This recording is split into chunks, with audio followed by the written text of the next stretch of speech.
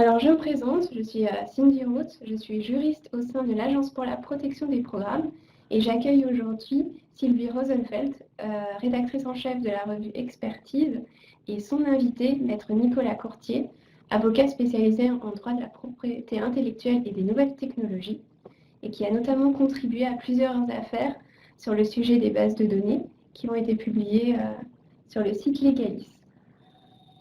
Alors, quelques précisions concernant la plateforme. Donc, vous avez à votre disposition une zone de chat et, sur laquelle vous pouvez poser toutes vos questions. Et Maître Nicolas Courtier y répondra à la fin de ce webinaire. Vous avez également à votre disposition plusieurs boutons d'action qui vous permettent de télécharger la présentation et de noter le webinaire et d'émettre des commentaires également. Alors, le webinaire d'aujourd'hui est consacré donc aux bases de données et plus précisément à leur protection. En effet, les données constituent aujourd'hui une des principales richesses de notre siècle et plus précisément une richesse pour les entreprises. Il semblait donc important de faire le point sur la réglementation relative à la protection des bases de données et sur son efficacité 20 ans plus tard. Donc, sans plus attendre, je vais donc laisser la parole à nos invités pour nous expliquer plus en détail quelle est la meilleure manière de protéger les bases de données en 2019.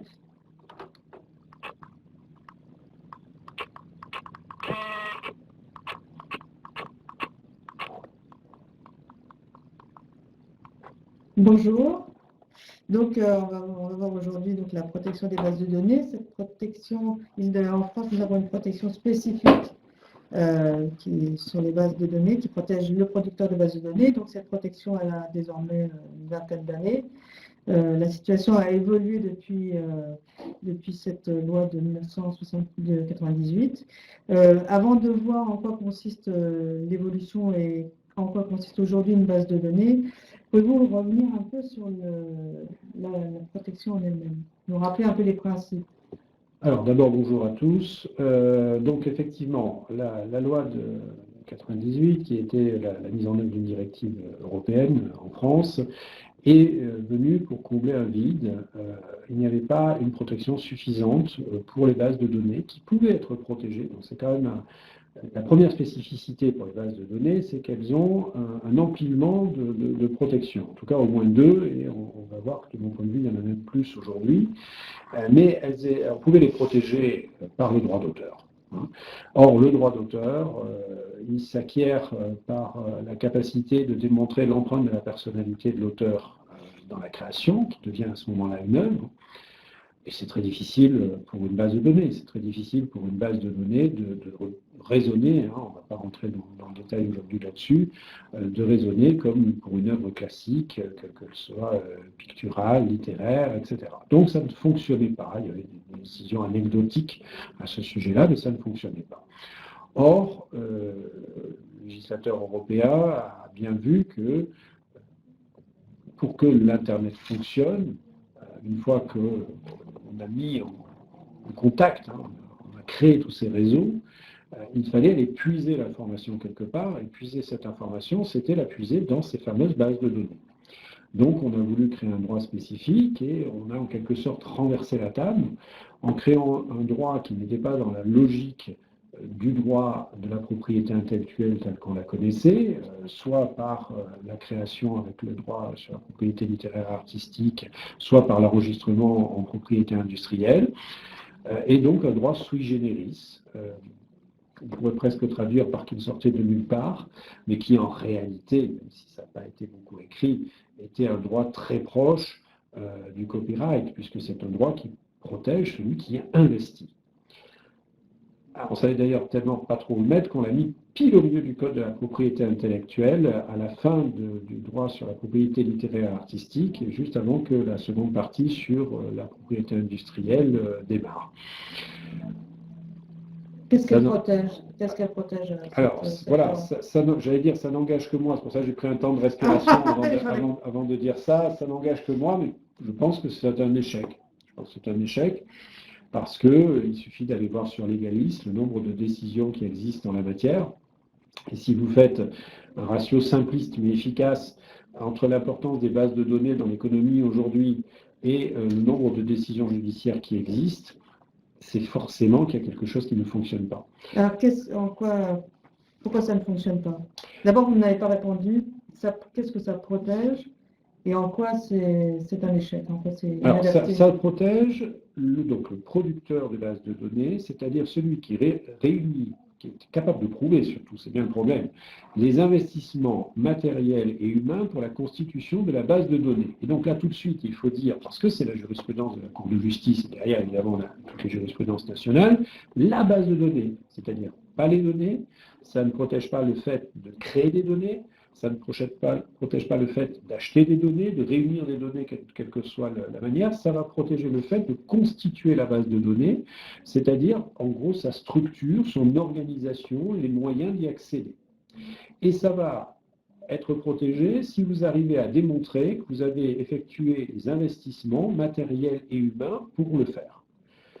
Alors, le problème, c'est que la plupart des producteurs de bases de données sont des monsieur Jourdain qui sont producteurs de bases de données sans savoir. Comme toute entreprise a voilà. Base de données, de toute façon. Oui, enfin, en tout cas, ça commence à devenir intéressant parce que c'est un droit qui est destiné à la base essentiellement un droit protecteur, et on reviendra, je pense, dans la deuxième partie de cette discussion, c'est-à-dire se protéger des attaques. C'est un droit qui est une logique de bouclier. Ce n'est pas un droit qui a été tellement une logique pour permettre de valoriser les bases de données. Même s'il est utilisé pour cela, c'est-à-dire que c'est quand même très pratique, et c'est probablement là qu'il a le mieux réussi, c'est quand même très pratique quand on a des bases de données, de pouvoir rappeler qu'elles sont protégées par le droit des producteurs de bases de données dans les contrats. Il ne faut jamais l'oublier, bien mettre en avant, parce que ça permet de donner une existence juridique, d'identifier juridiquement la base de données dans les échanges qui passent dans leur mise en forme par les contrats, et ainsi aller dans le sens d'une valorisation de ces bases de données, qui effectivement demandent énormément d'investissements, mais ces investissements, comme rares sont ceux qui anticipent le problème et qui se disent « je vais travailler sur ma base de données, donc je documente ». Oui, parce que la loi donne comme condition de la protection de justifier l'investissement. Voilà. Donc c'est pour ça qu'il faut pouvoir les justifier. Or, il y a de fait, il faut les regarder, une jurisprudence qui est extrêmement restrictive. Peut-être, je ne sais pas, peut-être parce que c'était justement un instrument nouveau, donc qui ne correspondait pas à une culture juridique bien précise, mais la jurisprudence existe, mais elle est très très faible. Et c'est au quotidien, quand on travaille sur ces dossiers-là, c'est assez difficile d'obtenir des clients des documents qui démontrent bien qu'il y a eu ces investissements matériels humains, parce que tout simplement, on ne pense pas toujours à mentionner dans le contrat de travail d'un salarié qui va travailler sur les bases de données. On va mettre son intitulé de poste, mais on ne va pas préciser dans le contrat de travail qu'il est employé pour cela. Donc, du coup, tout cet investissement humain, il va être difficile à raccrocher. Ensuite, si vous achetez des serveurs, il va vous servir pour plein de choses. Ça va expliquer que le serveur, il est dédié, c'est un investissement dédié à maintenir la base, etc. Le relier avec le fait que ça correspond à la jurisprudence en la matière, c'est relativement difficile. Donc, ce droit existe, il faut au contraire toujours plus le connaître, parce qu'il existe, il y a quand même des jurisprudences, mais ce qu'on voit aujourd'hui, c'est une évolution de la logique même de base de données. Oui, c'est la question que je voulais vous poser au départ, justement. C'est il y a 20 ans, il y a 20 ans et aujourd'hui, les bases de données ont beaucoup évolué et elles ne correspondent peut-être plus à la définition d'origine.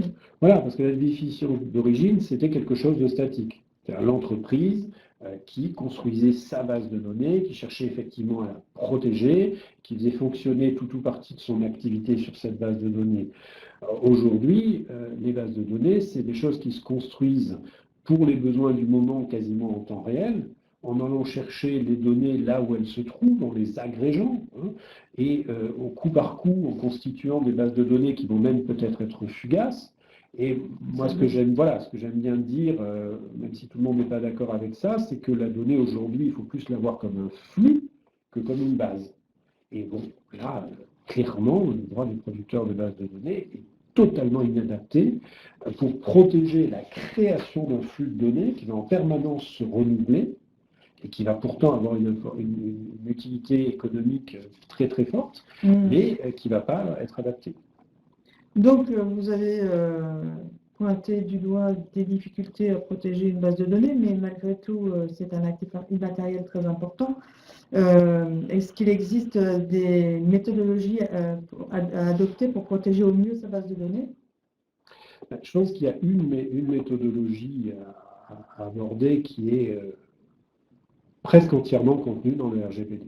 C'est-à-dire, si on se détache de la première image qu'on a de ce règlement, qui est l'image, j'allais dire, la plus générale, la plus, le terme qui me vient, c'est populaire, donc la plus grand public, on va dire, qui est un règlement pour redonner aux personnes concernées le pouvoir sur leurs données à caractère personnel. Sans aucun doute, c'est ça. Mais il faut tout de suite dire derrière que c'est absolument pas que ça. Et c'est aussi un règlement qui a pour but d'obliger, de contraindre à la sécurisation des bases, des traitements. Là, dans le règlement, on emploie le terme traitement, le traitement de données à caractère personnel. Et c'est un règlement aussi qui est là pour qu'un marché, là, avec celui-là des données à caractère personnel, puisse se créer en toute sécurité, dans le respect des droits des personnes concernées. Mais le principe de base, c'est de différencier les données à caractère personnel, en général, des données qu'on appelait sensibles dans la loi de 78 et qu'on appelle particulières dans le règlement européen. Et pour les données particulières, il y a une interdiction de principe de traitement avec une très très longue liste d'exceptions qui font qu'il y a quand même énormément de cas où on va pouvoir développer des traitements de données particulières. Mais par exemple, quelles sont les données particulières? Les données particulières, c'est toutes les données qui touchent à la santé, qui touchent aux opinions politiques, qui touchent à la religion, etc. etc. C'est-à-dire que c'est la même liste que la loi de 78, mais dans laquelle on a rajouté les données biométriques. Donc, en dehors de ces données particulières, où il y a une interdiction de principe et des exceptions qui vont permettre de les traiter, il y a d'autres. Pour les données à caractère personnel en général, c'est de fait une liberté de traitement. Une liberté de traitement à condition de respecter le règlement. Bon, donc, à condition de respecter le règlement, là où je veux en venir, c'est que si on respecte tout ça, on est conforme, on emploie plutôt le terme compliant, ça veut dire conforme. Hein. Et donc, si on est conforme, c'est qu'on a une base qui peut avoir une valeur, c'est on a une base qui in fine, est un actif de l'entreprise, est un actif de l'organisation, pas que de l'entreprise, ça concerne aussi le secteur associatif, le secteur public. Donc je pense qu'il faut évoluer dans la logique dans laquelle on regarde les bases de données aujourd'hui, de se dire que le droit sui generis est un des éléments qu'il faut prendre en compte, principalement pour se protéger, mais le mieux c'est de ne pas avoir à se protéger, c'est-à-dire qu'on a mis en place toutes les sécurités nécessaires, toutes les protections nécessaires pour ne pas se faire piller ses bases. Hein. Encore une fois, c'est bien d'avoir une protection à la fin, mais le mieux c'est de ne pas en arriver là. Et donc il faut respecter pour les bases de données en général, y compris dans leurs utilisations les plus actuelles où se renouvelle, c'est quelque chose qui bouge en permanence, qui se renouvelle en permanence, qui est très liquide, qui va beaucoup moins avoir au quotidien cette logique qui est la logique de la loi sur les producteurs de bases de données, c'est-à-dire d'avoir une structure bien définie. On va avoir, c'est ce qu'on appelle les data lakes, on va avoir des masses de données qui ne vont pas obligatoirement être spécialement structurées, mais comme on a des outils pour aller piocher, pour aller chercher, pour faire, ça s'appelle du data mining, pour aller chercher dans ces bases de données, on a des outils qui sont très pertinents. La donnée a de moins en moins besoin d'être structurée pour être valorisée, et on s'éloigne d'autant plus du droit sui generis. Par contre, si on documente ces investissements, donc toujours en application du droit sur les producteurs de bases de données, si on sait décrire ces données, ces bases de données, et là on a le mode d'emploi dans le RGPD, c'est-à-dire cartographier les données, cartographier les traitements. C'est-à-dire, on peut revenir sur l'apport du RGPD pour la protection des bases de données en général? Il nous donne, et pas que, qu'on peut transposer oui, c'est ça, à toutes même si les on n'a données, pas de données personnelles, il nous donne une méthodologie et des outils Par exemple, lesquelles? Par exemple, les études d'impact, par exemple, la privacy by design. Donc la privacy by design, mais vous pouvez très bien mettre en place exactement la même méthode pour faire de la sécurité by design, ou pour faire quelque chose by design qui correspond à votre activité spécifique. Et la logique de la privacy by design, elle est transposable, tout dépend quel est votre objectif. Si vous êtes capable de documenter ce que vous avez fait, de savoir ce que vous avez, et ça c'est vraiment le pas qu'il faut avoir, il ne faut pas se dire j'ai des données mais je ne sais pas ce que j'ai, c'est avoir la cartographie de ces données, la cartographie de ces traitements. Si vous êtes capable ensuite de valoriser tout cela, et ça, vous avez dans Legalis publié une décision il y a moins d'un mois du tribunal de grande instance de Paris qui valide une indemnisation fondée sur le coût de reconstruction d'une base de données. Donc ça, c'est la solution d'avoir un prix.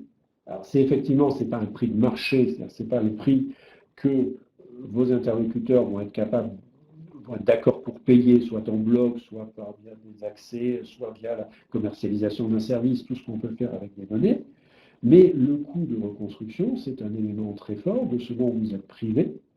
Si cette base de données soit disparaît parce qu'il y a un accident au sens le plus large du terme, soit si elle est pillée, soit si elle est parasitée, etc. etc.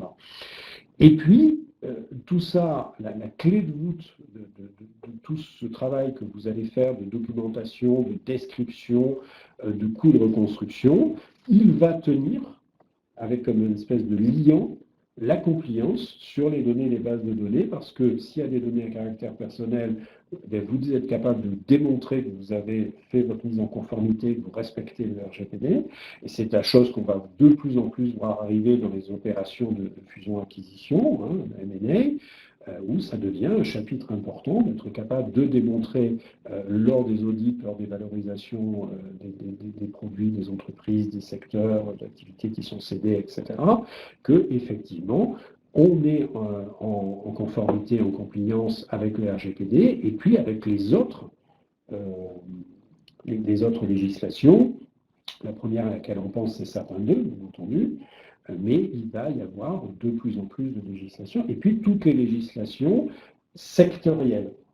Donc si vous êtes dans le secteur de la santé, il y a toute une couche complémentaire de droits qui concerne le droit des données de santé, qu'il va falloir aussi être capable, pareil, d'avoir documenté, savoir déjà quelles données on a, c'est le minimum, ne plus être assis sur son tas de données en se disant je suis formidable, je suis en hauteur, donc il doit y avoir beaucoup de données en dessous de moi, mais en réalité je ne sais pas exactement ce que j'ai.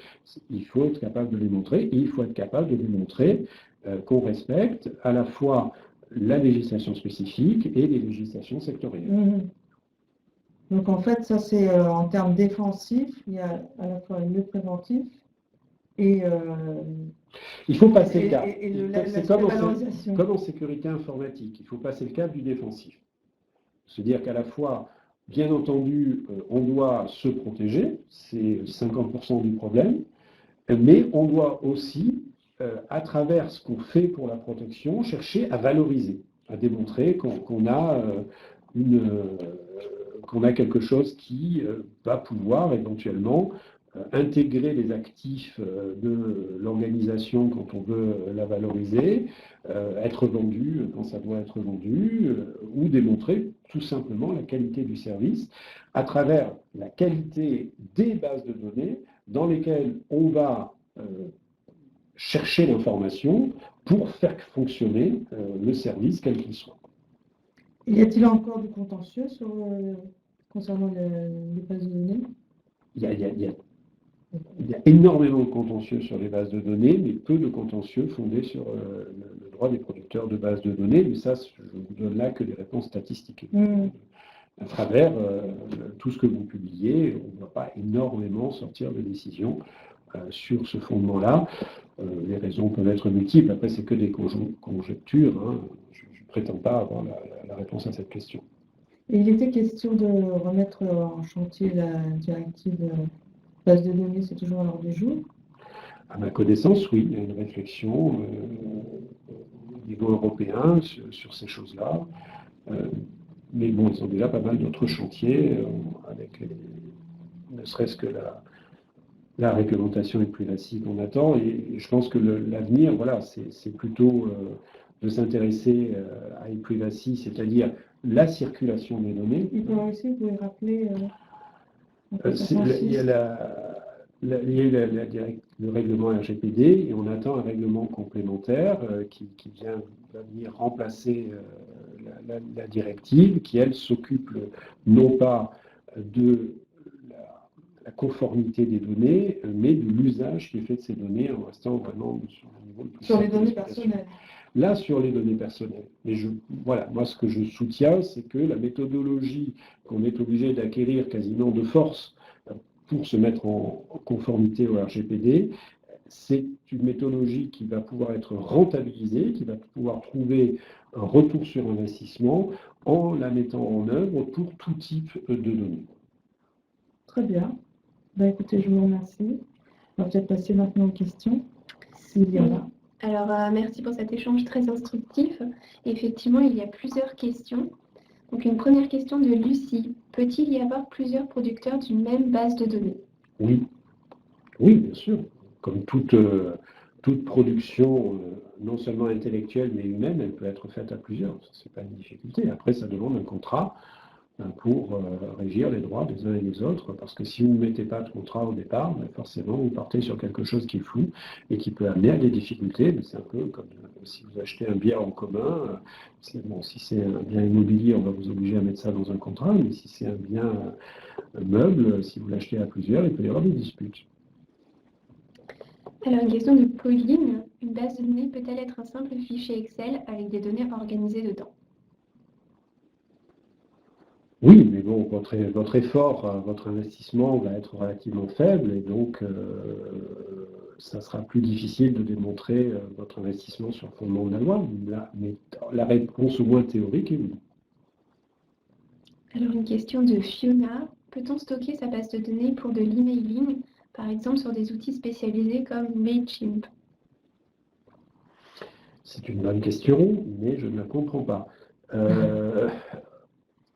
Techniquement, oui, vous pouvez stocker, donc j'imagine que la question est juridique, si vous me la posez à moi. Vous demandez si c'est légal. Il faut regarder la nature des données que vous stockez et les garanties que vous apporte cet outil au regard, donc principalement à ce moment-là, du RGPD. Il y a quand même pas mal de littérature qui est sortie à ce sujet-là. Et on sait, là, je vais vous sortir des poncifs, mais tout ce qui est gratuit, a priori, est très très difficilement conforme. Voilà. Alors, une question de Pauline. Pouvez-vous donner des exemples plus précis de preuves d'investissement pouvant être reconnues par un juge? Les preuves d'investissement qui vont être reconnues par un juge, ça va être les travaux que vous avez payés, par exemple, à un sous-traitant pour développer l'architecture d'une base de données. Ça va être les personnels que vous aurez engagés pour travailler sur la construction de cette base de données. Là, il faut bien faire attention que ce ne soit pas ceux qui vont générer la donnée, mais qui vont travailler sur l'organisation. Éventuellement, le matériel informatique que vous allez devoir acquérir pour supporter le fonctionnement de cette base de données, etc. Donc, il faut faire attention aux intitulés, j'imagine. C'est quasiment impossible, a priori, mais au moins avoir... Si vous faites appel à un sous-traitant, bien spécifié dans le contrat, quelle est la tâche? Si c'est un sous-traitant, oui. Si dans le contrat du sous-traitant, il n'est pas précisé qu'il travaille sur la base de données, ça va être sur la création de la base de données, peut-être. Oui, sur la création de la base de données, et ça va être très difficile de dire ensuite qu'il n'a pas... En réalité, vous l'avez fait travailler pour ça, mais vous n'aviez pas pensé à le mentionner. Alors, une autre question. Quelles sont les démarches pour une protection sui generis et la structuration des données selon l'approche RGPD? Ce n'est pas deux choses qui vont ensemble.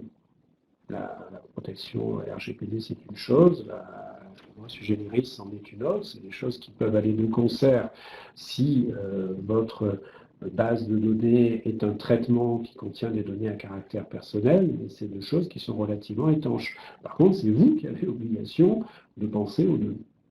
Mais en fait, vous allez vous servir de la méthodologie du RGPD pour structurer votre protection sui generis, en fait. Ouais, on peut espérer qu'effectivement, en faisant la mise en conformité, on va au passage récupérer des informations qui vont servir, mais c'est sans garantie de résultat. Disons que logiquement, plus vous allez vous préoccuper de vos traitements, et plus vous allez accumuler de l'information, ou plus lorsque vous chercherez de l'information, vous allez en trouver. Mais c'est quand même des choses qui fonctionnent en parallèle. Elle avait évoqué des formalités, c'est ça qu'il faut faire? Oui, alors, il n'y a pas de formalité. Le droit sui generis, ce n'est pas comme la propriété industrielle où vous allez avoir un enregistrement. Si ce n'est effectivement, puisqu'on est dans les locaux de l'APP, de ne jamais oublier de donner date certaine à ses créations et donc d'utiliser les services de l'APP pour cela, évidemment. Du coup, j'avais une question. Quid de la protection du secret des affaires? Est-ce que ça peut être une solution de protection des bases de données supplémentaires, complémentaires?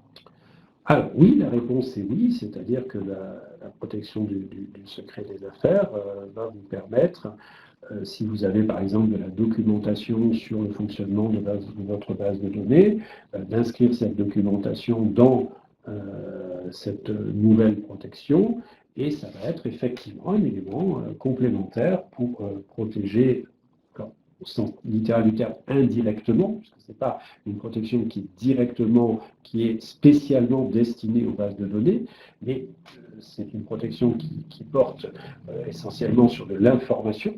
Et donc, forcément, si vous avez de l'information sur la constitution de vos bases de données, la difficulté, ça va être qu'il faut que ce soit de l'information qui puisse effectivement être conservée, secrète. Puisque le secret des affaires ne fonctionne que s'il conserve un secret. D'où cette évidence.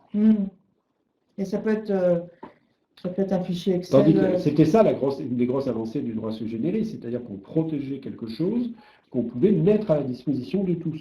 Et que malgré le fait, et c'est beaucoup pour ça que ça a été utilisé dans les jurisprudences qu'il y a, malgré le fait que la base soit à la disposition de tous, on n'a néanmoins pas la possibilité d'aller procéder à des extractions substantielles par leur nature ou par leur volume, puisque c'est ça qui est interdit par le droit sui generis. Et donc c'est la possibilité, c'est totalement antinomique avec le secret des affaires, puisque c'est la possibilité, au contraire, si vous voulez, d'avoir son étalage de fruits et légumes, mais vous n'avez pas le droit de venir attraper quelque chose au passage. Sauf que là, pour que ce soit protégé, il faut que ce soit qu'on vous prenne quelque chose de substantiel dans sa nature ou dans son volume. Mais est-ce qu'on pourrait éventuellement imaginer qu'une base de données d'éléments qu'on ne souhaite pas dévoiler puisse être quand même protégée par la protection du secret des affaires? Je ne sais pas, moi, des clients... Que vous voulez dire que les protections se cumulent? Oui. Mais pour ce sur quoi ils portent, mais oui. Si effectivement... ce sur quoi ça porte, c'est à la fois une base de données, et cette base de données, elle a une documentation qui est couverte par le secret des affaires, oui, bien entendu, ça va se... Mais je pensais à un fichier client qu'on souhaite garder confidentiel. Oui, je suppose que oui. Oui, bien sûr. Si c'est effectivement un document interne de l'entreprise qu'on va pouvoir identifier comme tel, etc. On souhaite voir rester confidentiel. Tout à fait. Alors, une question de Lucie. Quand plusieurs personnes sont producteurs d'une même base de données, est-ce qu'on peut établir un contrat de coproduction et est-ce que c'est vraiment le terme qui est utilisé pour ce type de contrat? Oui. Le terme, comme pour tous les contrats, le nom n'a pas d'importance. Le juge ne s'attache pas au nom du contrat, mais regarde ce qu'il contient. En tout cas, si c'est une coproduction, autant appeler les choses par leur nom, et coproduction serait le meilleur terme à employer. Mais par contre, ce n'est pas parce que vous l'appelez coproduction que ça va faire un bon contrat. C'est le contenu du contrat qui va faire la différence. Après, je crois d'ailleurs d'avoir... C'était peut-être la première question qui était à ce sujet-là tout à l'heure. Si vous faites quelque chose en commun dans une activité économique, il faut toujours un contrat. Alors, une question de Fiona. Comment être sûr que notre base de données est réellement bien protégée? Faites appel à un bon avocat, qu'est-ce que vous voulez que je vous dise? Faites appel au bon professionnel pour vérifier la situation dans laquelle vous êtes. C'est effectivement une réponse intéressée, entre guillemets, mais c'est la seule valable. C'est-à-dire faire attention au contrat, faire attention aux conditions... Enfin, oui, faire un audit de la protection juridique de vos bases de données. Je ne vois pas d'autre réponse précisément là dans le cadre du webinaire à cette question. Parce qu'après, il faut faire très très attention à ne pas plaquer des solutions générales sur des cas particuliers. La qualité des réponses qu'on va apporter va passer par l'étude d'abord de la situation réelle dans laquelle on se trouve. Donc du type de base de données, du secteur d'activité, des gens qui ont des méthodologies qui sont concernées, des outils technologiques qui sont utilisés, etc., etc. On ne peut apporter que des réponses concrètes. Alors, une question de Max. Pourquoi mon pharmacien ne me demande pas mon consentement lorsqu'il enregistre mes données dans son logiciel?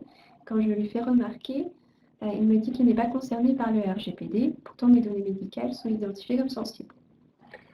Alors, votre question est hors sujet. Premièrement. Deuxièmement, votre pharmacien est bien entendu concerné par le RGPD. Troisièmement, il n'y a pas besoin de votre consentement.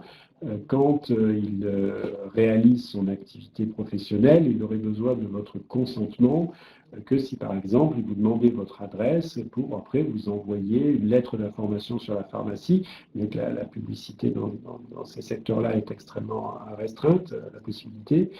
Donc voilà, attention, c'est l'occasion de le dire et de le redire encore une fois. C'est l'erreur générale qui a été faite sur le RGPD, parce que c'est ce qu'on voit le plus, hein, c'est ce qui arrive en premier, c'est ce qui est en avant, je ne sais pas qu'est-ce qu'il faut que j'emploie comme image, mais il y a 6 fondements possibles pour réaliser un traitement qui soit légal dans le RGPD, et le consentement est un de ces 6 fondements. Ça veut dire qu'il en reste 5 autres. Hein. 5 exceptions au fond. Non. Ah non, Non, pas du tout. C'est sur un pied d'égalité, en tout cas théorique, le consentement, le contrat, l'obligation légale, la réalisation d'un service public ou une mission de service public, la sauvegarde de la vie humaine et le meilleur pour la fin, l'intérêt légitime. Voilà. Mais le consentement, c'est un des 6, et c'est une erreur de croire que, comme on l'a vu et écrit partout, avec le RGPD, on doit obligatoirement me demander mon consentement pour traiter les données à caractère personnel. Ah, c'est intéressant. Non, parfois, mais il y a beaucoup plus, je pense, en volumétrie, même si c'est au pifomètre, il y a sûrement beaucoup plus de traitements qui sont réalisés sur le fondement du contrat que sur le fondement du consentement. Et une question de Fiona. Pour un site vitrine où nous demandons seulement l'adresse email, nom et prénom de l'internaute dans un formulaire, dans le but de créer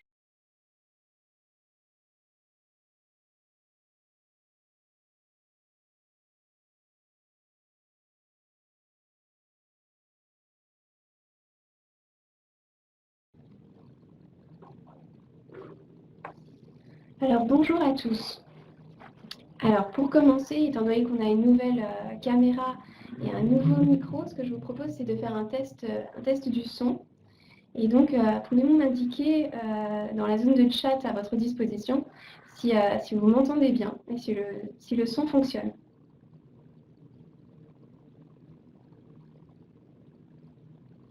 C'est parfait.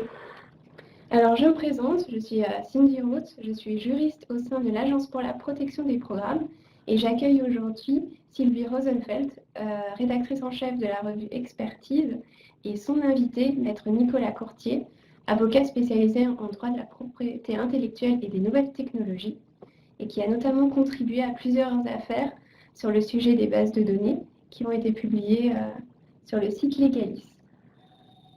Alors, quelques précisions concernant la plateforme. Donc, vous avez à votre disposition une zone de chat et sur laquelle vous pouvez poser toutes vos questions. Et maître Nicolas Courtier y répondra à la fin de ce webinaire. Vous avez également à votre disposition plusieurs boutons d'action qui vous permettent de télécharger la présentation et de noter le webinaire et d'émettre des commentaires également. Alors, le webinaire d'aujourd'hui est consacré donc aux bases de données et plus précisément à leur protection. En effet, les données constituent aujourd'hui une des principales richesses de notre siècle et plus précisément une richesse pour les entreprises. Il semblait donc important de faire le point sur la réglementation relative à la protection des bases de données et sur son efficacité 20 ans plus tard. Donc, sans plus attendre, je vais donc laisser la parole à nos invités pour nous expliquer plus en détail quelle est la meilleure manière de protéger les bases de données en 2019.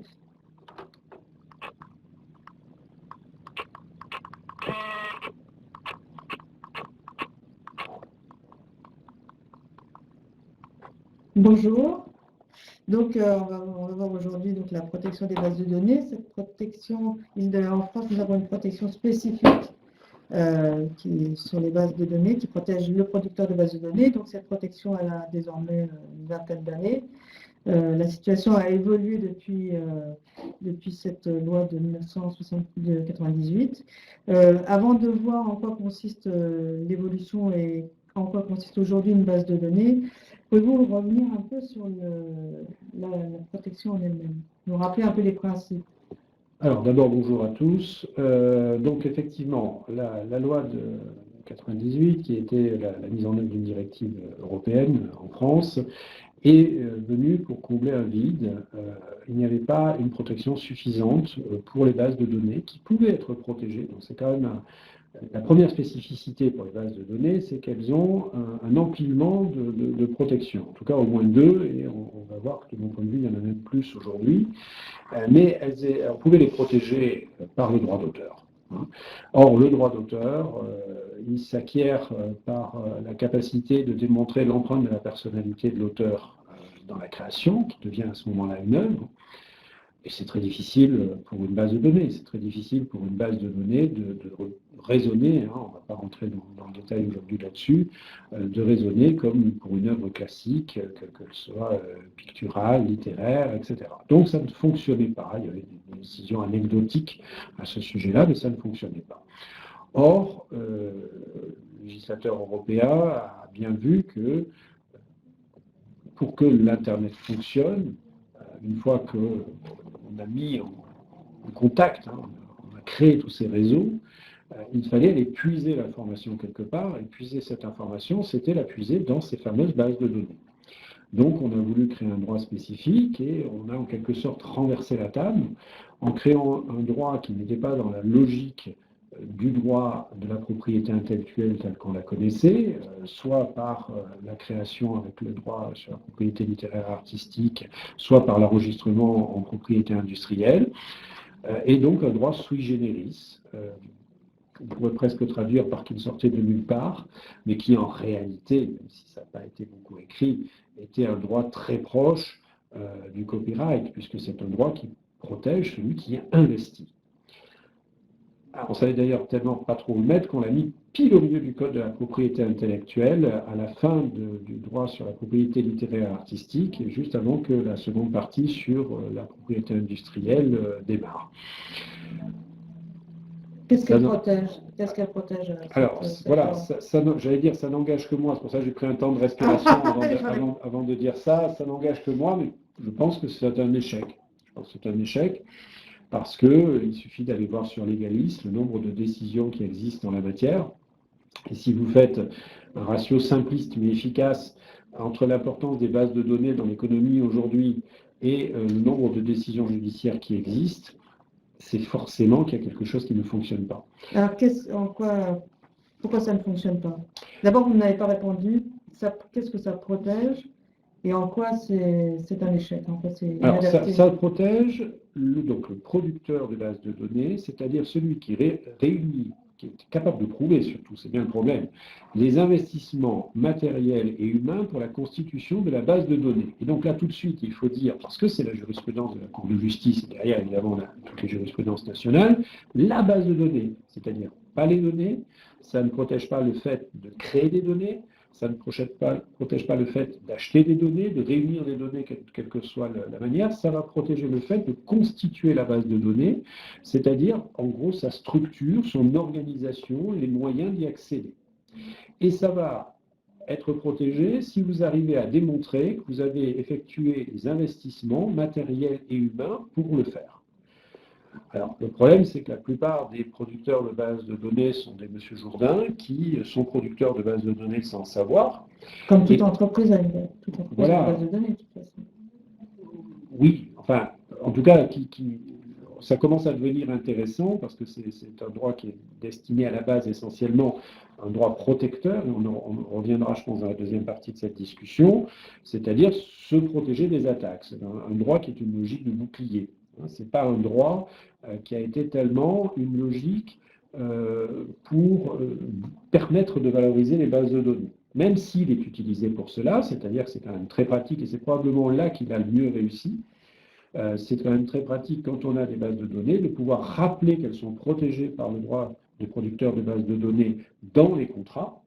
Il ne faut jamais l'oublier, bien mettre en avant, parce que ça permet de donner une existence juridique, d'identifier juridiquement la base de données dans les échanges qui passent dans leur mise en forme par les contrats, et ainsi aller dans le sens d'une valorisation de ces bases de données, qui effectivement demandent énormément d'investissement, mais ces investissements, comme rares sont ceux qui anticipent le problème et qui se disent « je vais travailler sur ma base de données, donc je documente ». Oui, parce que la loi donne comme condition de la protection de justifier l'investissement. Voilà. Donc c'est pour ça qu'il faut pouvoir les justifier. C'est ça or, il y a de fait, il faut les regarder, une jurisprudence qui est extrêmement restrictive. Peut-être, je ne sais pas, peut-être parce que c'était justement un instrument nouveau, donc qui ne correspondait pas à une culture juridique bien précise, mais la jurisprudence existe, mais elle est très très faible. Et c'est au quotidien, quand on travaille sur ces dossiers-là, c'est assez difficile d'obtenir des clients des documents qui démontrent bien qu'il y a eu ces investissements matériels humains, parce que tout simplement, on ne pense pas toujours à mentionner dans le contrat de travail d'un salarié qui va travailler sur les bases de données. On va mettre son intitulé de poste, mais on ne va pas préciser dans le contrat de travail qu'il est employé pour cela. Donc, du coup, tout cet investissement humain, il va être difficile à raccrocher. Ensuite, si vous achetez des serveurs, il va vous servir pour plein de choses. Ça va expliquer que le serveur, il est dédié, c'est un investissement dédié à maintenir la base, etc. Le relier avec le fait que ça correspond à la jurisprudence en la matière, c'est relativement difficile. Donc, ce droit existe, il faut au contraire toujours plus le connaître, parce qu'il existe, il y a quand même des jurisprudences, mais ce qu'on voit aujourd'hui, c'est une évolution de la logique même de base de données. Oui, c'est la question que je voulais vous poser au départ, justement, c'est il y a 20 ans, il y a 20 ans et aujourd'hui, les bases de données ont beaucoup évolué et elles ne correspondent peut-être plus à la définition d'origine. Voilà, parce que la définition d'origine, c'était quelque chose de statique. C'est-à-dire l'entreprise qui construisait sa base de données, qui cherchait effectivement à la protéger, qui faisait fonctionner tout ou partie de son activité sur cette base de données. Aujourd'hui, les bases de données, c'est des choses qui se construisent pour les besoins du moment quasiment en temps réel, en allant chercher les données là où elles se trouvent, en les agrégeant, et au coup par coup, en constituant des bases de données qui vont même peut-être être fugaces. Et moi, ce que j'aime bien dire, même si tout le monde n'est pas d'accord avec ça, c'est que la donnée aujourd'hui, il faut plus la voir comme un flux que comme une base. Et bon, là, clairement, le droit des producteurs de bases de données est totalement inadapté pour protéger la création d'un flux de données qui va en permanence se renouveler et qui va pourtant avoir une utilité économique très très forte, mais qui ne va pas être adapté. Donc, vous avez pointé du doigt des difficultés à protéger une base de données, mais malgré tout, c'est un actif immatériel très important. Est-ce qu'il existe des méthodologies à adopter pour protéger au mieux sa base de données? Je pense qu'il y a une méthodologie à aborder qui est presque entièrement contenue dans le RGPD. C'est-à-dire, si on se détache de la première image qu'on a de ce règlement, qui est l'image, j'allais dire, la plus générale, la plus, qui me vient, c'est populaire, dans la plus grand public, on va dire, qui est un règlement pour redonner aux personnes concernées le pouvoir sur leurs données à caractère personnel. Sans aucun doute, c'est ça. Mais il faut tout de suite dire derrière que c'est absolument pas que ça. Et c'est aussi un règlement qui a pour but d'obliger, de contraindre à la sécurisation des bases des traitements, là dans le règlement on emploie le terme traitement, le traitement de données à caractère personnel, et c'est un règlement aussi qui est là pour qu'un marché, là, avec celui-là des données à caractère personnel, puisse se créer en toute sécurité, dans le respect des droits des personnes concernées. Mais le principe de base, c'est de différencier les données à caractère personnel, en général, des données qu'on appelait sensibles dans la loi de 78 et qu'on appelle particulières dans le règlement européen. Et pour les données particulières, il y a une interdiction de principe de traitement avec une très très longue liste d'exceptions qui font qu'il y a quand même énormément de cas où on va pouvoir développer des traitements de données particulières. Mais par exemple, quelles sont les données particulières? Les données particulières, c'est toutes les données qui touchent à la santé, qui touchent aux opinions politiques, qui touchent à la religion, etc. etc. C'est-à-dire que c'est la même liste que la loi de 78, mais dans laquelle on a rajouté les données biométriques.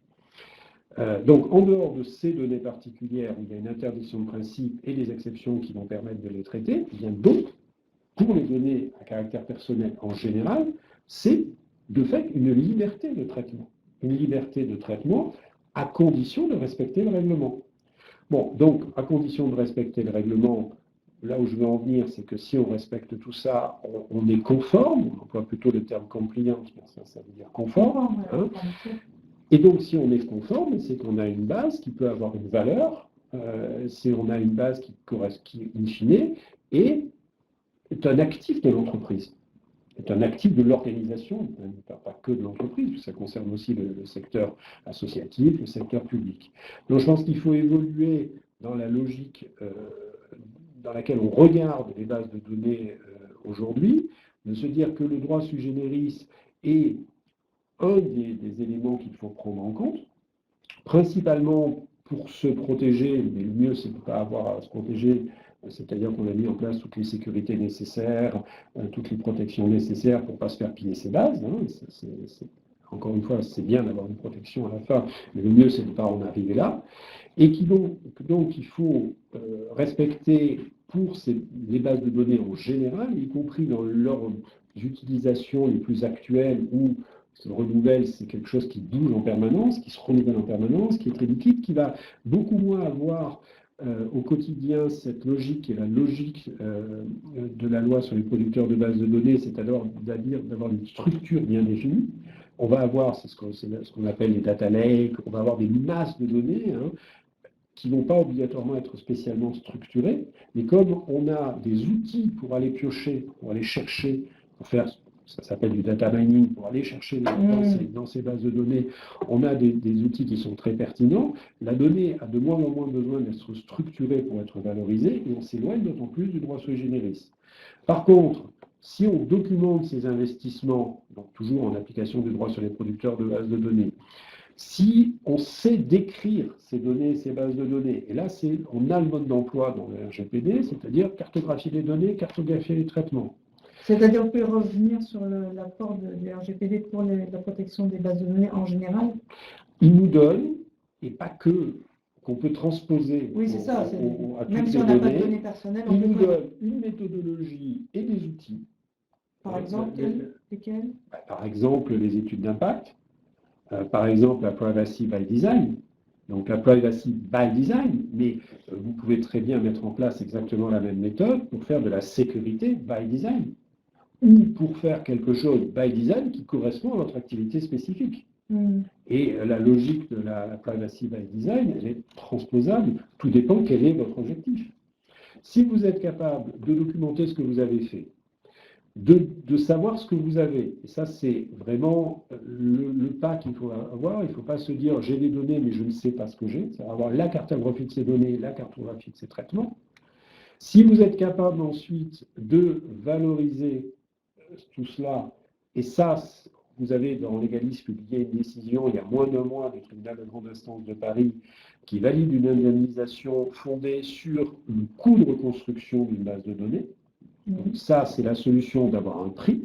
Alors, effectivement, ce n'est pas un prix de marché, ce n'est pas le prix que vos interlocuteurs vont être capables, vont être d'accord pour payer, soit en bloc, soit via des accès, soit via la commercialisation d'un service, tout ce qu'on peut faire avec des données.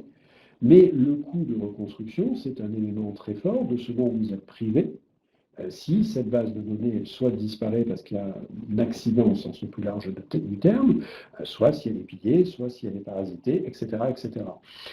Et puis, tout ça, la clé de voûte de tout ce travail que vous allez faire de documentation, de description, de coûts de reconstruction, il va tenir avec comme une espèce de liant la compliance sur les données, les bases de données, parce que s'il y a des données à caractère personnel, vous êtes capable de démontrer que vous avez fait votre mise en conformité, que vous respectez le RGPD, et c'est la chose qu'on va de plus en plus voir arriver dans les opérations de fusion-acquisition, M&A, où ça devient un chapitre important d'être capable de démontrer lors des audits, lors des valorisations des produits, des entreprises, des secteurs, d'activités qui sont cédés, etc., que effectivement on est en conformité, en compliance avec le RGPD et puis avec les autres législations. La première à laquelle on pense, c'est Sapin 2, bien entendu, mais il va y avoir de plus en plus de législations, et puis toutes les législations sectorielles. Donc si vous êtes dans le secteur de la santé, il y a toute une couche complémentaire de droits qui concernent le droit des données de santé, qu'il va falloir aussi être capable, pareil, d'avoir documenté, savoir déjà quelles données on a, c'est le minimum, ne plus être assis sur son tas de données en se disant je suis formidable, je suis en hauteur, donc il doit y avoir beaucoup de données en dessous de moi, mais en réalité je ne sais pas exactement ce que j'ai. Il faut être capable de les montrer, et il faut être capable de démontrer qu'on respecte à la fois la législation spécifique et les législations sectorielles. Donc en fait, ça c'est en termes défensifs, il y a à la fois le préventif et il faut passer le cap. C'est comme en sécurité informatique, il faut passer le cap du défensif. C'est-à-dire qu'à la fois, bien entendu, on doit se protéger, c'est 50% du problème, mais on doit aussi, à travers ce qu'on fait pour la protection, chercher à valoriser, à démontrer qu'on a quelque chose qui va pouvoir éventuellement intégrer les actifs de l'organisation quand on veut la valoriser, être vendu quand ça doit être vendu, ou démontrer tout simplement la qualité du service à travers la qualité des bases de données dans lesquelles on va chercher l'information pour faire fonctionner le service quel qu'il soit. Y a-t-il encore du contentieux concernant les bases de données? Il y a énormément de contentieux sur les bases de données, mais peu de contentieux fondés sur le droit des producteurs de bases de données. Mais ça, je vous donne là que des réponses statistiques. À travers tout ce que vous publiez, on ne va pas énormément sortir de décisions sur ce fondement-là. Les raisons peuvent être multiples. Après, c'est que des conjectures. Je ne prétends pas avoir la réponse à cette question. Et il était question de remettre en chantier la directive base de données, c'est toujours à l'ordre du jour? À ma connaissance, oui, il y a une réflexion au niveau européen sur ces choses-là. Mais bon, ils ont déjà pas mal d'autres chantiers, avec ne serait-ce que la réglementation et privacy qu'on attend. Et je pense que l'avenir, voilà, c'est plutôt de s'intéresser à e-privacy, c'est-à-dire la circulation des données. Il peut aussi, vous pouvez rappeler il y a le règlement RGPD et on attend un règlement complémentaire qui va venir remplacer la directive qui, elle, s'occupe non pas de la conformité des données, mais de l'usage qui est fait de ces données en restant vraiment sur le niveau de sur les données personnelles. Là, sur les données personnelles. Mais voilà, moi, ce que je soutiens, c'est que la méthodologie qu'on est obligé d'acquérir quasiment de force pour se mettre en conformité au RGPD, c'est une méthodologie qui va pouvoir être rentabilisée, qui va pouvoir trouver un retour sur investissement en la mettant en œuvre pour tout type de données. Très bien. Ben, écoutez, je vous remercie. On va peut-être passer maintenant aux questions, s'il y en a. Alors, merci pour cet échange très instructif. Effectivement, il y a plusieurs questions. Donc, une première question de Lucie. Peut-il y avoir plusieurs producteurs d'une même base de données? Oui, oui, bien sûr. Comme toute production, non seulement intellectuelle, mais humaine, elle peut être faite à plusieurs. Ce n'est pas une difficulté. Après, ça demande un contrat pour régir les droits des uns et des autres, parce que si vous ne mettez pas de contrat au départ, forcément, vous partez sur quelque chose qui est flou et qui peut amener à des difficultés. Mais c'est un peu comme si vous achetez un bien en commun. Bon, si c'est un bien immobilier, on va vous obliger à mettre ça dans un contrat, mais si c'est un bien meuble, si vous l'achetez à plusieurs, il peut y avoir des disputes. Alors, une question de Pauline. Une base de données peut-elle être un simple fichier Excel avec des données organisées dedans? Oui, mais bon, votre effort, votre investissement va être relativement faible et donc ça sera plus difficile de démontrer votre investissement sur le fondement de la loi. Mais la réponse au moins théorique est oui. Alors, une question de Fiona. Peut-on stocker sa base de données pour de l'emailing, par exemple sur des outils spécialisés comme Mailchimp? C'est une bonne question, mais je ne la comprends pas.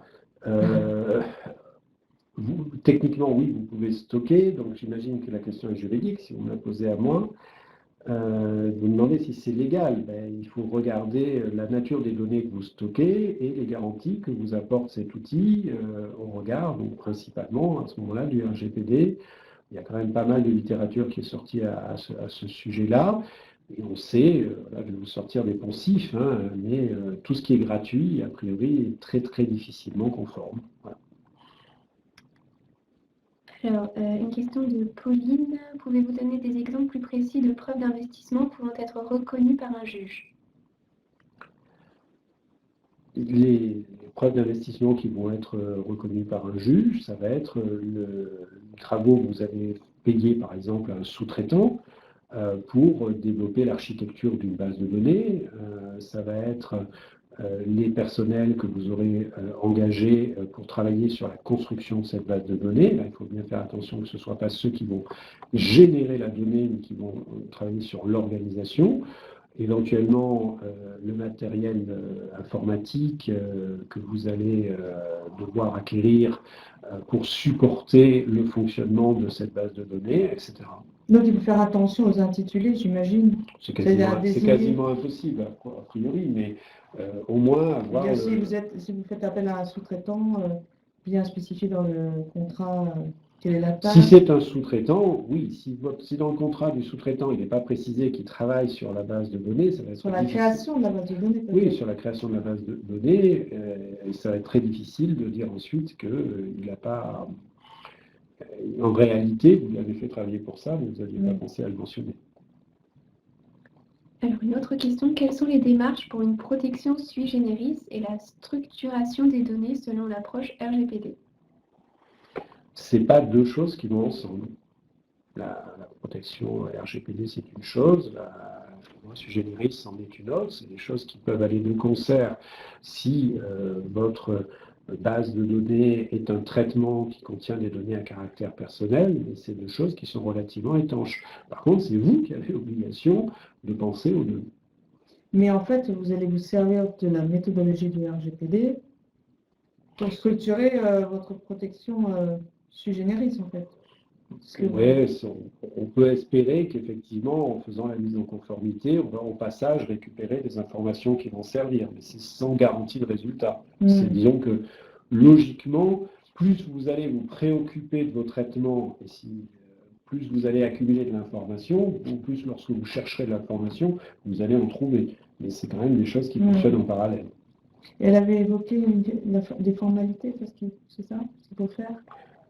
Oui, alors, il n'y a pas de formalité. Le droit sui generis, ce n'est pas comme la propriété industrielle où vous allez avoir un enregistrement. Si ce n'est effectivement, puisqu'on est dans les locaux de l'APP, de ne jamais oublier de donner date certaine à ses créations et donc d'utiliser les services de l'APP pour cela, évidemment. Du coup, j'avais une question. Quid de la protection du secret des affaires?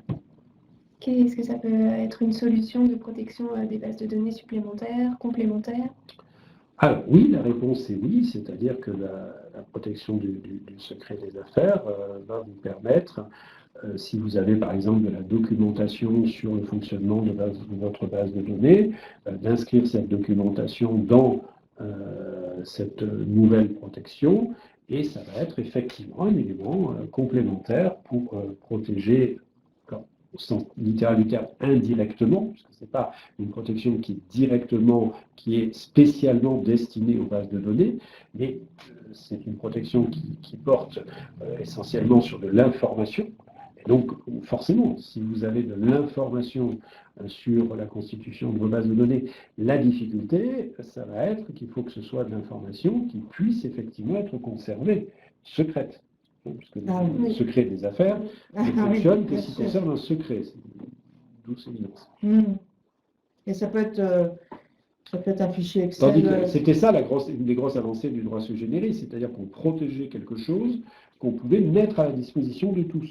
Et que malgré le fait, et c'est beaucoup pour ça que ça a été utilisé dans la jurisprudence qu'il y a, malgré le fait que la base soit à la disposition de tous, on n'a néanmoins pas la possibilité d'aller procéder à des extractions substantielles par leur nature ou par leur volume, puisque c'est ça qui est interdit par le droit sui generis. Et donc c'est la possibilité, c'est totalement antinomique avec le secret des affaires, puisque c'est la possibilité, au contraire, si vous voulez, d'avoir son étalage de fruits et légumes, mais vous n'avez pas le droit de venir attraper quelque chose au passage. Sauf que là, pour que ce soit protégé, il faut que ce soit qu'on vous prenne quelque chose de substantiel dans sa nature ou dans son volume. Mais est-ce qu'on pourrait éventuellement imaginer qu'une base de données d'éléments qu'on ne souhaite pas dévoiler puisse être quand même protégée par la protection du secret des affaires? Je ne sais pas, moi, des clients... Que vous voulez dire que les protections se cumulent? Oui. Mais pour ce sur quoi ils portent. Mais oui, si effectivement...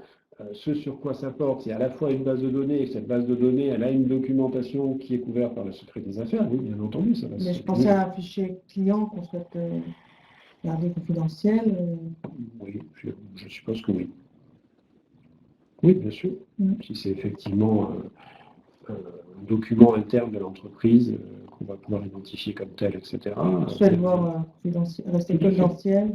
Tout à fait. Alors, une question de Lucie. Quand plusieurs personnes sont producteurs d'une même base de données, est-ce qu'on peut établir un contrat de coproduction et est-ce que c'est vraiment le terme qui est utilisé pour ce type de contrat? Oui. Le terme, comme pour tous les contrats, le nom n'a pas d'importance. Le juge ne s'attache pas au nom du contrat, mais regarde ce qu'il contient. En tout cas, si c'est une coproduction, autant appeler les choses par leur nom, et coproduction serait le meilleur terme à employer. Mais par contre, ce n'est pas parce que vous l'appelez coproduction que ça va faire un bon contrat. C'est le contenu du contrat qui va faire la différence. Après, je crois d'ailleurs c'était peut-être la première question qui était à ce sujet-là tout à l'heure. Si vous faites quelque chose en commun dans une activité économique, il faut toujours un contrat. Alors, une question de Fiona. Comment être sûr que notre base de données est réellement bien protégée? Faisant appel à un bon avocat, qu'est-ce que vous voulez que je vous dise? Faites appel au bon professionnel pour vérifier la situation dans laquelle vous êtes. C'est effectivement une réponse intéressée, entre guillemets, mais c'est la seule valable. C'est-à-dire faire attention au contrat, faire attention aux conditions... Enfin, oui, faire un audit de la protection juridique de vos bases de données. Je ne vois pas d'autre réponse précisément là dans le cadre du webinaire à cette question. Parce qu'après, il faut faire très très attention à ne pas plaquer des solutions générales sur des cas particuliers. La qualité des réponses qu'on va apporter va passer par l'étude d'abord de la situation réelle dans laquelle on se trouve. Donc du type de base de données, du secteur d'activité, des gens qui ont des méthodologies qui sont concernées, des outils technologiques qui sont utilisés, etc. etc. On ne peut apporter que des réponses concrètes. Alors, une question de Max. Pourquoi mon pharmacien ne me demande pas mon consentement lorsqu'il enregistre mes données dans son logiciel? Quand je lui fais remarquer, il me dit qu'il n'est pas concerné par le RGPD. Pourtant, mes données médicales sont identifiées comme sensibles. Alors, votre question est hors sujet. premièrement. Deuxièmement, votre pharmacien est bien entendu concerné par le RGPD. Troisièmement, il n'a pas besoin de votre consentement. Quand il réalise son activité professionnelle, il aurait besoin de votre consentement que si, par exemple, vous demandez votre adresse pour après vous envoyer une lettre d'information sur la pharmacie. Donc la publicité dans ces secteurs-là est extrêmement restreinte, la possibilité. Donc voilà, attention, c'est l'occasion de le dire et de le redire encore une fois. C'est l'erreur générale qui a été faite sur le RGPD, parce que c'est ce qu'on voit le plus, hein, c'est ce qui arrive en premier, c'est ce qui est en avant, je ne sais pas qu'est-ce qu'il faut que j'emploie comme image, mais il y a 6 fondements possibles pour réaliser un traitement qui soit légal dans le RGPD, et le consentement est un de ces 6 fondements. Ça veut dire qu'il en reste 5 autres. Hein. 5 exceptions au fond. Non. Ah non, Non. Pas du tout. C'est sur un pied d'égalité, en tout cas théorique, le consentement, le contrat, l'obligation légale, la réalisation d'un service public ou une mission de service public, la sauvegarde de la vie humaine et le meilleur pour la fin, l'intérêt légitime. Voilà. Mais le consentement, c'est un des 6, et c'est une erreur de croire que, comme on l'a vu et écrit partout, avec le RGPD, on doit obligatoirement me demander mon consentement pour traiter les données à caractère personnel. Ah, c'est intéressant. Non, parfois, mais il y a beaucoup plus, je pense, en volumétrie, même si c'est au pifomètre, il y a sûrement beaucoup plus de traitements qui sont réalisés sur le fondement du contrat que sur le fondement du consentement. Et une question de Fiona. Pour un site vitrine où nous demandons seulement l'adresse email, nom et prénom de l'internaute dans un formulaire, dans le but de créer notre base de données pour des newsletters, doit-on avoir leur consentement direct ou doit-on juste mentionner dans les mentions légales que leurs données seront utilisées pour ce but? Consentement direct, c'est-à-dire une case à cocher qui fait figurer une mention et surtout un renvoi vers votre politique de confidentialité à travers laquelle on va pouvoir vérifier indirectement que vous avez réalisé votre mise en conformité, que vous respectez l'ensemble des obligations du RGPD. Et là, vous allez demander à quelqu'un, et surtout sans pouvoir l'y obliger, hein, vous allez solliciter quelqu'un pour qu'il vous donne une donnée à caractère personnel, son adresse email, je crois, c'est pour qu'il vous donne une donnée à caractère personnel, pour ensuite réaliser un traitement qui est un traitement publicitaire ou d'information. Donc là, il faut un consentement, il faut un consentement exprès, c'est-à-dire que ça ne peut pas être par défaut, ça ne peut pas être sauf si vous refusez, ça ne peut pas être une case précochée, etc., etc. Et ça doit être clair, précis et concis. Donc, une mention qui donne la spécificité de ce que vous faites, et puis un renvoi vers une politique de confidentialité qui, elle, donne la totalité des informations qui doivent être fournies sur le fondement du RGPD. Alors, une dernière question de Max sur le RGPD, justement. Est-il vrai que je peux utiliser ma base de données en B2B pour une première communication sans consentement préalable par emailing ou téléprospection? Alors, la réponse courte, c'est oui. Mais attention, le problème à ce moment-là, il se décale dans le temps, vous remontez dans le temps, c'est comment allez-vous constituer votre base? Parce que si votre base, elle a été constituée correctement, de façon légitime, transparente, et que vous êtes capable, si c'est des données que vous avez récupérées directement, de respecter l'article 14 du RGPD et donc de fournir l'information aux personnes concernées lors du premier contact, vous allez effectivement tomber dans ce qu'on pourrait dire être une exception, c'est-à-dire la prospection B2B qui décale, c'est un anglicisme, mais on dit c'est de l'opt-out au lieu d'être de l'opt-in, c'est-à-dire vous donnez la possibilité aux gens de se désinscrire. Et ça, effectivement, c'est dans le Code des postes et des télécommunications en application d'une directive européenne. Et vous avez un très bon article de la CNIL sur son site internet qui vous explique ça. Donc, la réponse est oui, mais il faut toujours dire derrière ce oui, ça ne veut pas dire que vous avez pu prendre les données n'importe où, n'importe comment. Et c'est là qu'est la difficulté. Alors, merci pour toutes ces réponses. Merci à vous. Ah, peut-être une petite dernière question de Lucie. Allez. Y a-t-il des sources qui expliquent de façon claire les notions de privacy by design et d'accountability? Il Il y y en en a a plein. plein. Oui, bah déjà, moi j'ai écrit un bouquin, vous pouvez déjà prendre le mien, Qui s'appelle comment? qui s'appelle, du coup, j'ai un truc de penser, qui s'appelle Comprendre le RGPD sans être juriste. Et puis il y en a plein, mais déjà, d'abord, la première source, vous avez le site de la CNIL, sérieusement, où il y a énormément d'explications qui sont très très bien documentées. Après, vous avez énormément d'abord de confrères, vous avez Gérard Haas, vous avez Rubens Fadge, vous avez plein de confrères qui ont écrit d'excellents bouquins sur ce sujet, qui prennent la chose sous différents angles. Vous avez encore énormément de livres qui sortent, vous avez énormément mais vous faites une recherche sur votre moteur de recherche préféré avec ce nom, et vous allez avoir, voilà. Après, la difficulté, effectivement, c'est d'identifier au milieu de tout ça quels sont les auteurs qui vont vous apporter des bonnes explications, mais en tout cas, trouver l'information est facile. Alors, donc, merci pour toutes ces réponses. Et donc, si vous n'avez pas d'autres questions, donc on va en rester là pour aujourd'hui. Vous avez à l'écran les coordonnées des différents intervenants. Donc, si par hasard vous aviez d'autres questions, n'hésitez pas. Et donc, je vous remercie pour votre participation et merci à nos invités. Merci à vous. Merci. Et merci de votre écoute.